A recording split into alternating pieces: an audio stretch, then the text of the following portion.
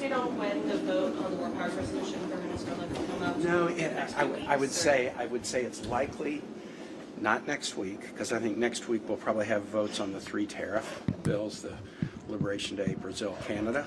I think the Venezuela vote will probably come up the next week, but they're still kind of working it. Have you heard anything from other Republicans besides Senator Paul about whether they would consider supporting it? Based on their public comments, I know that some are going to be considering it. So this is not yet, in a whipping discussion. But I know some who voted against us on the strike, on the boat strikes in the international waters, expressed some real reservations about where this was going, and certainly suggested any kind of a land invasion would be a different matter. That doesn't mean they've made up their mind or that they're yeses, but I think that this, the latest, and then frankly also including the fact that there appear to have been some mistakes in the international strikes. When you do an international strike and there are survivors, and instead of prosecuting the survivors, you return them to Colombia and Ecuador, and then they're set free because there was no evidence against them. If there was evidence that these folks were narco-traffickers, the U.S. would have detained and prosecuted them.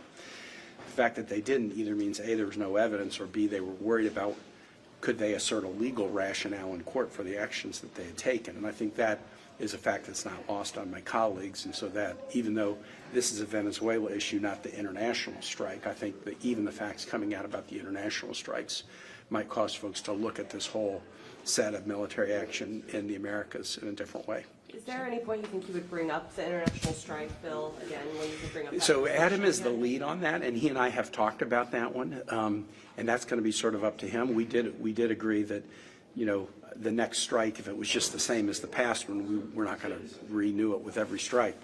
But we also said if it dramatically escalates, or if there's a clear mistake made, that could be that could change the equation. But you should ask him about that. Senator Leader Thune says he plans to vote on this Ron Johnson bill to pay essential employees during the shutdown. If they're working, they should get paychecks.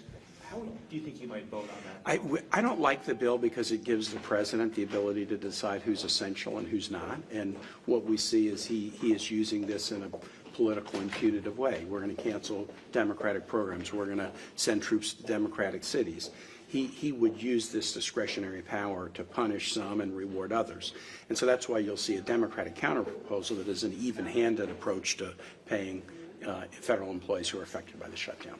And that will likely be a bill or an amendment that would be offered by Senators Van Hollen and Peters. They had some, they weren't competing, but slightly different takes on how to accomplish that goal. And yesterday they agreed they would work together to come up with a position I think would be the Democratic consensus.